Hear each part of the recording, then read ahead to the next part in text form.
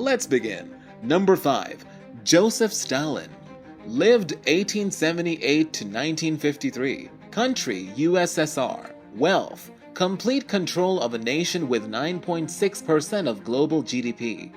Stalin was an uncommon figure in modern economic history, a dictator with absolute power who also controlled one of the largest economies in the world. While it is virtually impossible to separate Stalin's wealth from the wealth of the Soviet Union, his unique combination of economic might and complete control of the USSR led multiple economists to nominate him as one of the richest people of all time. You can easily see their logic. Data from the OECD shows that in 1950, 3 years before Stalin's death, the USSR made up of roughly 9.5% of global economic output. As of 2019, that level of production would be equivalent to nearly $7.5 trillion. While that money didn't belong directly to Stalin, he had the ability to leverage Soviet economic might for any reason he chose. He had enormous power, and through his power, he could have anything he wanted, says George O. Lieber, a professor of history at the University of Alabama in Birmingham. He controlled 1/6 of the land surface of the planet without any checks or balances. Does that make Stalin rich in traditional sense? Lieber isn't so sure.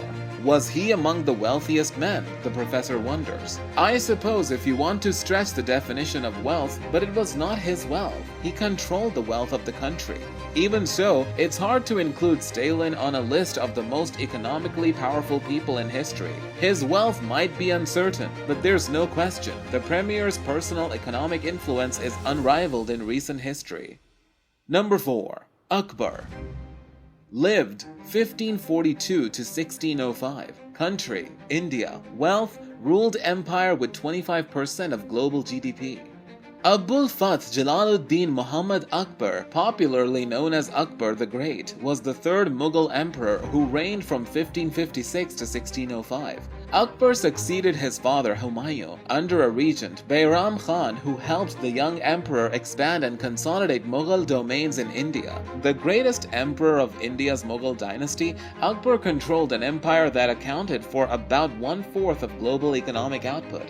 A strong personality and a successful general, Akbar gradually enlarged the Mughal empire to include much of the Indian subcontinent. His power and influence, however, extended over the entire subcontinent because of Mughal military, political, cultural, and economic dominance.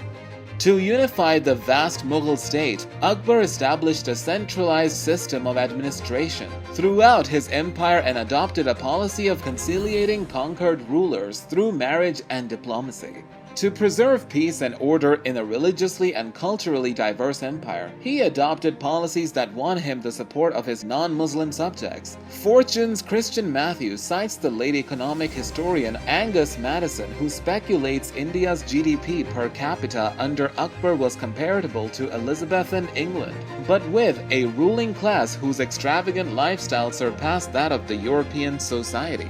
That assertion that India's elite class was wealthier than their counterparts to the West is backed up by data from economist Branko Milanovic, whose research shows that Mughal dynasty was one of the most effective empires of all time at extracting wealth from the population.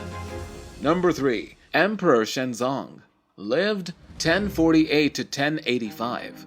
Country, China. Wealth, ruled empire with 25% to 30% of global GDP. Emperor Shenzong of Song, personal name Zhao Shu, was the 6th emperor of the Song dynasty in China. His original personal name was Zhao Zhongzhen, but he changed it to Zhao Shu after his coronation. He reigned from 1064 until his death in 1085. China's Song dynasty 960 to 1279 was one of the most economically powerful empires of all time. Emperor Shenzong's other notable acts as emperor was the attempt to weaken the Tangut-led Western Xia state by invading and expelling the Western Xia forces from Gansu province. According to Professor Ronald A. Edwards, a Chinese economic historian of the Song dynasty at Tamkang University, the nation accounted for between 25% to 30% of the world's economic output during its peak. The emperor's wealth came from both its technological innovations and extreme skill at tax collection, which Edwards says was hundreds of years ahead of European governments. The professor also noted the Song dynasty government was highly centralized, meaning the emperor held enormous control over the economy. Emperor Shenzong of Song, peak net worth $30+ trillion. Shenzong ruled China from 1064 to 1085 during the peaceful prosperity and primary abundance eras when he controlled around 30% of global GDP, the equivalent of $30+ trillion today. Number 2. Augustus Caesar. Lived 63 BC to 14 AD. Country, Rome. Wealth, $4.6 trillion. Augustus, Imperator Caesar Divi Filius Augustus, was Roman statesman and military leader who became the first emperor of the Roman Empire, reigning from 27 BC until his death in AD 14. He was the first ruler of the Julio-Claudian dynasty. His status as the founder of the Roman Principate has consolidated an enduring legacy as one of the most effective and controversial leaders in human history. The reign of Augustus initiated an era of relative peace known as the Pax Romana. The Roman world was largely free from large-scale conflict for more than 2 centuries. Despite continuous wars and imperial expansion of empire's frontiers and the year-long civil war known as the Year of the Four Emperors over the imperial succession, Augustus was born Gaius Octavius into an old and wealthy equestrian branch of the plebeian gens Octavia. His maternal great-uncle Julius Caesar was assassinated in 44 BC and Octavius was named in Caesar's will as his adopted son and heir. Not only was Augustus Caesar in charge of an empire that accounted for 25 to 30% of the world's economic output, but according to Stanford history professor Ian Morris, Augustus at one point held personal wealth equivalent to 1/5 of his empire's economy. That fortune would be equivalent of about $4.6 trillion in 2019. For a while, Morris adds Augustus personally owned all of Egypt. That's hard to top. Throw in the vast riches of Microsoft co-founder Bill Gates, Warren Buffett, and Berkshire Hathaway fame. The Amazon's Jeff Bezos and the combined fortune doesn't even approach the riches of history's wealthiest figures. Number 1. Mansa Musa.